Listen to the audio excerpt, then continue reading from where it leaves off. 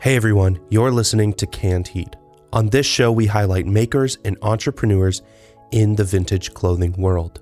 I'm Michael Slater, a content creator and vintage reseller here in Fort Worth, Texas. In case you missed it, I recently took a few weeks off from producing this show to spend some time with my family. I was planning on recording a few episodes during that time, but COVID had other plans as it so often does, and unfortunately I had to move some things around. The good news is that we are back to a somewhat regular schedule now, and I've got several fascinating episodes in the works, today's included. For this conversation, I traveled a few minutes down the road to Hurst, Texas, where my friend Lauren has an amazing brick and mortar called Deep Dive Vintage. Lauren found fast success as a fairly early adopter of the resale app Depop, and parlayed her online reputation into opening a physical storefront in 2020. While the curation of her shop spans from the 1950s to the 2000s, she really has an eye for true vintage and works hard to run an inclusive shop focused on meeting the needs of each customer. We get into all of this and more on this episode, so enjoy my conversation with Lauren of Deep Dive Vintage.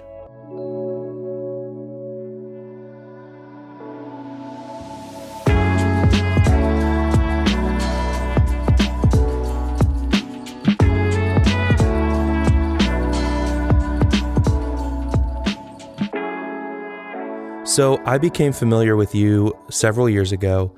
I remember I would be browsing Depop and I would see an item that had like the location tag of the city that I live in. Yeah. And I would think, wow, like there's someone else in my town that's selling vintage. And then we vended next to each other at a small event in our area. And you were so cool and kind and very easy to talk to. So it's an honor to have you on the podcast. So tell me, how did you find your way into this business? I did start on Depop. So I actually just started reselling like part-time. I wasn't specifically into vintage at that point, but kind of as I picked up on what was selling more, as I leaned into doing it more full-time and everything, I kind of picked up like vintage was a little bit more popular. So as my business grew, like my niche kind of became more like 90s, 80s, 70s.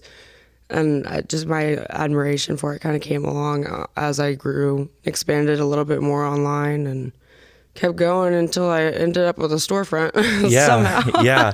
So you started pretty young, right? Yeah. I think you told me you were 19. I was 19. So had you just graduated high school and then you kind of started thrifting and selling? Yeah, so I was supposed to go to college, every kid is, but that didn't really work out for me. It wasn't really my thing. So like you said, you've got your own storefront, your own business. So it did work out. Yeah.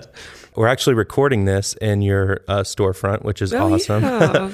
I'm sure we'll talk more about the store later, but kind of going back, how were you able to grow on Depop? So once I kind of figured out what was selling most for me, kind of looked into getting my inventory for cheaper and what was selling best so I could make the most profit off of it.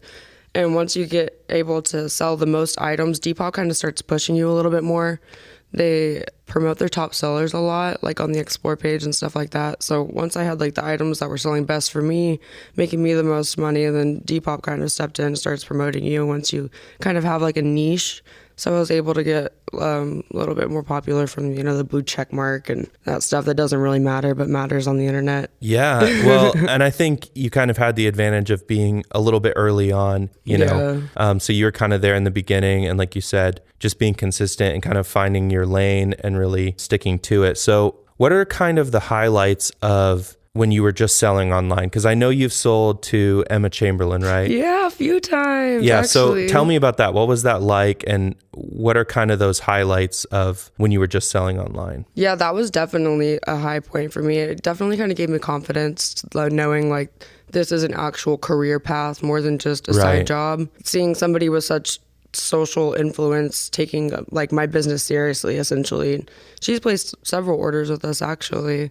It's kind of cool. And she's even posted us on Instagram, like the stuff she's worn. Yeah. And I'm sure there's like virality that comes from that. Like more people find you and it kind of grows from there. So I'm thinking back to like the first time I met you at that first pop-up, and your style then, I feel like, was consistent with your Depop, and it's even consistent with what you've curated here in the shop. So tell me about your style. How do you describe your style to people? Everything I buy in my store is stuff that I would wear or style or see somebody else wearing. I would kind of describe it as, if I had to use one phrase, like statement pieces, like everyday pieces that are definitely like bold. One thing that I think is cool about your page and your shop is like, you really seem to run the gamut as far as like decades. Like I feel like you have, thank you. I love that. You have true vintage. Yeah. You have, 70s, 80s, 90s, and then even like into the Y2K thing. Right. I think that's really cool because so much of the vintage space is like 80s, 90s pop culture. And I've gotten into antiquing a lot. yeah. So that's really cool, especially to be as young as you are, to kind of have the appreciation for those older pieces. And I can tell that like that's something that you really take pride in. For sure. Another thing that I know about your shop here is that you are very good at styling people. And at least I see that on Instagram. It seems like you're kind of known for that. Yeah, I would say so. So how important is that to you? Like being able to style someone who walks in, what is that process like? What are the things that kind of go through your head when someone walks in the shop? So with what I said about kind of our style here is a lot of statement pieces, a lot of really bold things. So yeah, if somebody will fall in love with a piece, but then think, okay, but how do I wear this on a day-to-day basis? So that's kind of where we get involved to try to build it with other basic pieces or other vintage pieces in general, just to show that you can have a normal day-to-day outfit. It doesn't have to be a costumey vintage. So we do a lot of personal styling for people that are just trying to rebuild their wardrobes, people that have an event. Since not everybody is exactly familiar with like the fashion history of it, like what specifically they would have worn in an era. So talk to me about the future for Deep Dive Vintage. So I think that we're definitely trying to lean into like more everyday like essentials. I'm trying to make it more known that, secondhand shopping is something that's sustainable and we should do every day, but it's also still trendy. It's still the same pieces. Like the styles that are coming out now, these modern clothes, it's the same styles as the vintage clothes that we have here. It's cool that you're kind of educating people on like, there's an alternative to that is, it's authentic. Like instead of having like a denim jacket that looks washed and faded, like you can actually have one that is, and on top of that it's more sustainable, right? You're not creating a new piece of clothing. Tell me about your sourcing. Do you prefer sourcing in person? Do you like sourcing online? What does that process look like for you? So I source, I would say 99% of this with my own hands. I go out to, mostly I do thrift stores, the outlets and something like that. I'll hit estate sales every once in a while. I don't have anybody else that does sourcing for me or anything like that. I generally don't buy from the public. So 99% of this is stuff I've found out in the nature.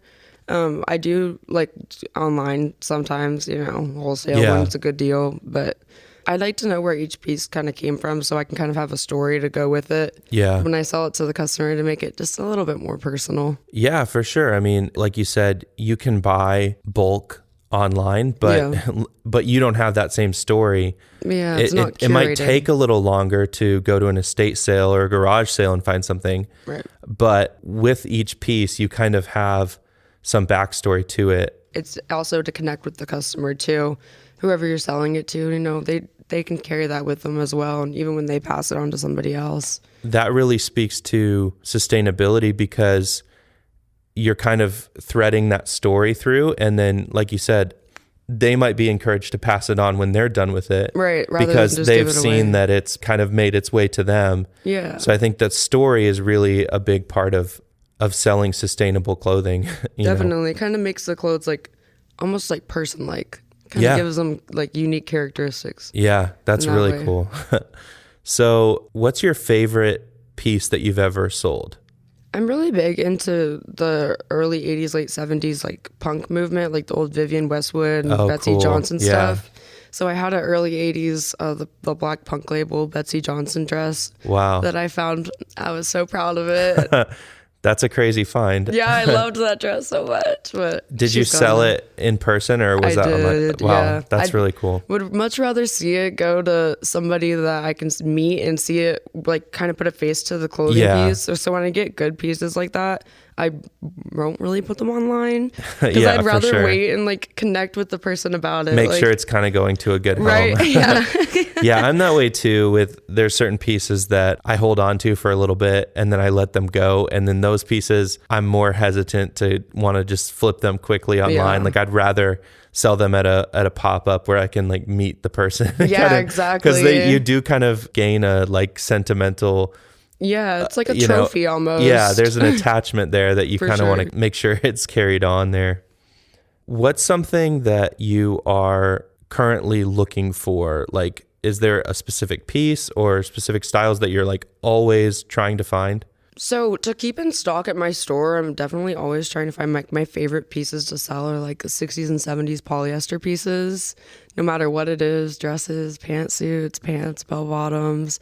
That's my favorite thing to source. But for me personally, I'm always looking for like 1950s and earlier pieces. Like right now, I really want a Hanes windshield hoodie so bad. But they're like $500, like the 1950s ones. I want to find one of my own, but it's going to take 10 years. Yeah. That's cool. Yeah. So are you much of a collector or do you see yourself more as a seller? That's a tough question. I guess it would depend on what it is. Right. I do collect a lot of home goods stuff. Like I have a lot of niche specific things that I collect for like home decor stuff. I have a lot of like antique lingerie and like Woodstock era pieces. Oh, wow. Those are like my favorite kind of clothes like to collect. But mostly if it doesn't fit me, I'll give it up. Yeah. Yeah, I'm kind of the same way. Like I've got like one little lane of things that I like. Yeah. But it's very specific and anything else I'd rather like pass it on and Somebody that else get will money love in it. return and like use that money to reinvest back into the business. And like, I'd see that as more valuable than like holding on to something that I'm not going to wear. I used to be really bad about just collecting pieces. Like, especially I have this one brand, Lip Service. It's like a 90s, like hot topic-ish brand. But I used to hold on to every piece no matter what size it was. And I was like, I can't keep doing this. I got to give these people their clothes. Yeah. Yeah. It's hard sometimes. Like, well, anybody that's going to resell clothing, you have to start with a deep appreciation for it. For sure. And so everyone who's doing it is a collector to some extent. Like you said, it's a little bit of both. Like we all have those pieces that we want to find. Yeah. And those ones you'll never find too. Yeah, exactly. But at the end of the day, I think everyone who does this is also an entrepreneur. They have that business mind of like, well, I can make money off of this. Yeah. So I think it is like, it's kind of a balance for everybody. I think it's a war in every reseller's head. It's like, do I keep this or do I sell it? Yeah, for sure. What's your pet peeve? Like, do you have any pet peeves with like the state of vintage or kind of like the community? I feel like it's a very controversial question. It could be, sure. Yeah. I think one of my least controversial opinions when it comes to vintage is when people claim something's vintage knowing that it's not. Oh, yeah. Like it'll clearly have a year on the tag or it'll be something completely new era and they're like, vintage 2016. Yeah. Girl. Yeah, I definitely see that on Depop and Grailed and some of the like platforms that are becoming more popular with it's more so younger online. sellers. Yeah, there's some that genuinely don't know. Right. But I think there are some that just kind of use the keyword, like they definitely spam tag. Yeah, they're just spamming it to kind of get that search result, and that's really dishonest. And I'm not a fan of that for sure. Or even, have you ever seen people go so far as to cut the tags out of the clothes? Oh yeah, that's a crazy one. That one gets me. Yeah, I've seen that too. Like they'll take like a modern reprint of a t-shirt and then just like cut pull the tag out and be like, oh, vintage. no tag, Like, no size tag, but fits large. And you're like, what?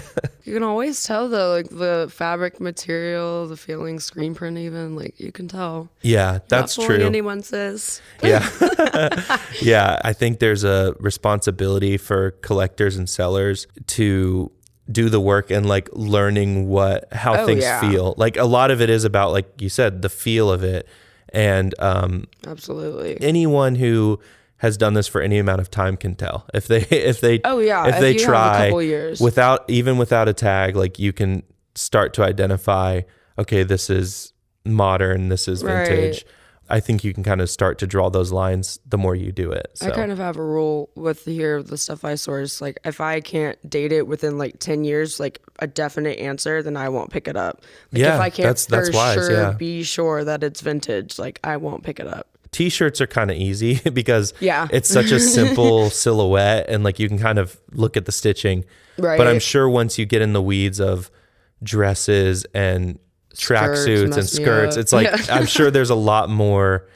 It's a lot harder to kind of pin that down sometimes. Yeah. So are there any events that you've got coming up that you want to make us aware of? So I have our pop-ups that we're doing like bi-monthly. We do pop-ups here in the shop that are all women-owned businesses, vintage clothes, jewelry, stuff like that. We also are starting to work on a new project that I'm really excited about. I'm about to announce it officially, but we're going to be doing a fashion show with nearly a dozen models. We have a few photographers. We'll have it be open to the public, and then we'll drop the collections afterwards, so everybody will be able to actually shop the outfits. Wow, that's a great idea. Yeah, I have a friend that's going to be working on jewelry. Her name's Anna. She's going to make special collections for each like outfit that we have too. So we'll have handmade jewelry to go with all the outfits. I'm really excited. I've already started working on it, but it's not till March. Wow. Well, that's really cool. I think that's good for anyone listening that's kind of trying to set themselves apart in vintage, which can kind of be a crowded space. Like, definitely. Think about how you can showcase your inventory in a new light, Yeah. right? Anyone can take a flat lay picture or a modeled picture and post the item for sale. But I think it's like a different level when you start to think about how can I showcase these pieces? How can I educate people on, like we've said, the history of the piece, how to put certain pieces together to create a look. Right. It's a step further than just selling items one by one online, you know? Yeah, like I was talking about earlier, I think that especially with women's fashion, there's kind of a misconception that's kind of costumey, or you're dressing up to be that decade. Like it's more of a Right. dress up thing. But the outfits that I'm putting together for our fashion show, it's stuff that I would wear out to lunch every day, to work. I think it's important to show people that your entire wardrobe can be vintage, and Yeah. it doesn't necessarily need to look like you're dressing up. Like it's just still casual day wear, you know? Yeah, that's a really good point, because I know I have buyers that like they might have one or two vintage pieces, but you can really make it a lifestyle. You know, you can have essential pieces that you wear every day. Not every vintage item has to be like a $50, $100 piece. Like, Right, you can get those basics that are still vintage. They're probably arguably better quality still than the basics. Made in the US, you know, all of that. Good old fashioned USA.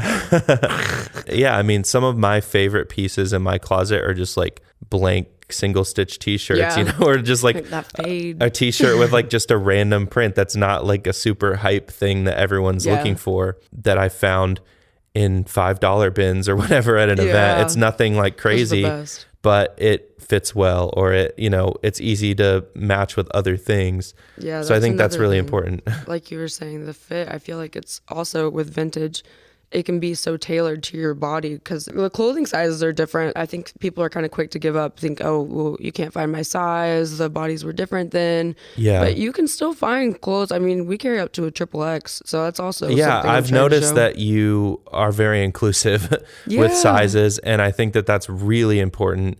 And that's a conversation that is not had enough. But I agree. But you're right. I mean, clothes were made smaller in the 70s than they are today. Oh yeah, a lot smaller. And also they've shrunk. A lot of them have shrunk up over time. So if you've got even if you have an XL t-shirt from the 70s, it might fit more like a medium now, because it's a combination of they were made smaller, but then also They wore them cotton different. shrinks over time, and people wore things differently. Yeah. Like I've owned crop tops that are like clearly men's shirts that I know were probably worn by a man, but Yeah, I that's love not that style. It's kind of working its way back in, but it's not Almost like there. mainstream yet. So, so it's interesting how there is a little bit of a disparity between sizes. It is harder to find plus size clothing, but it is out there, like you said.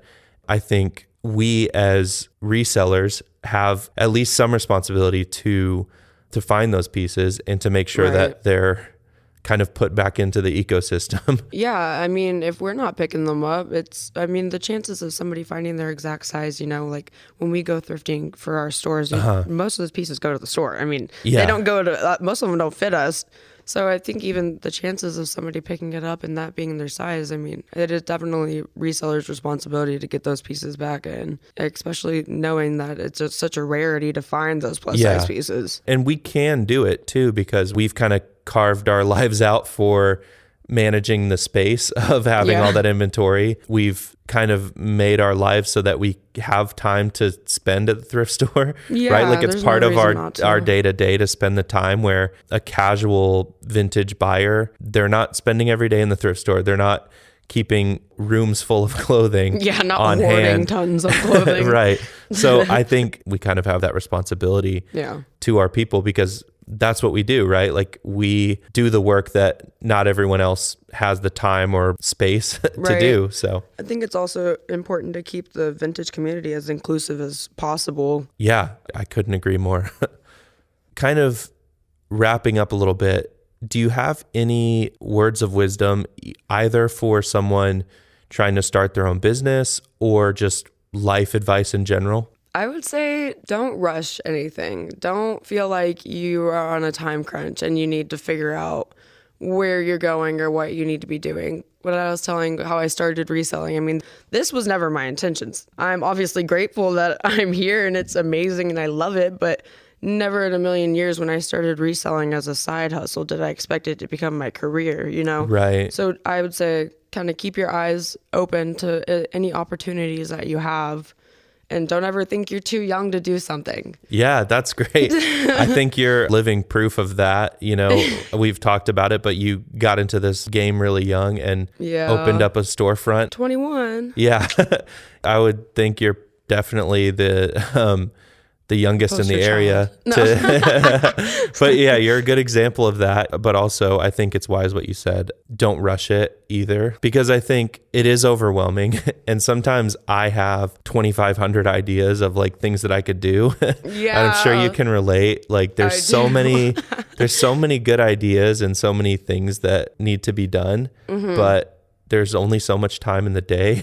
Yeah. And you just kind of have to start somewhere. And I can sometimes let myself get overwhelmed by it. And then I don't end up doing anything. That happens to me all the time. So it's like, you just have to take it one step at a time, focus on one project at a time, and just kind of keep going. Well, Lauren, thank you so much for sitting down with me. I really appreciate it.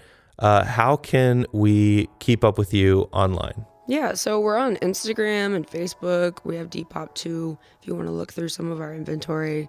Our Depop's at deepdive_VTG. And then our Instagram is at deepdive_vintage. And then Facebook is just Deep Dive Vintage. Awesome. Thank you so much. Thank you so much for having me.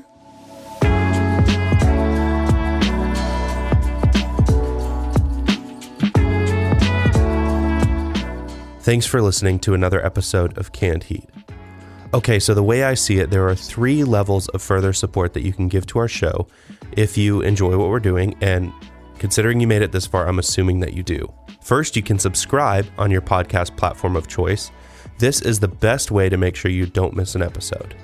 The second level is to give us a rating on Apple Podcasts and now Spotify. If you've got a few extra minutes, you can even write us a review on Apple. Lastly, you can tell a friend about our show. If you found something helpful from a specific episode, why not share it on your Instagram story for others to gain that knowledge too?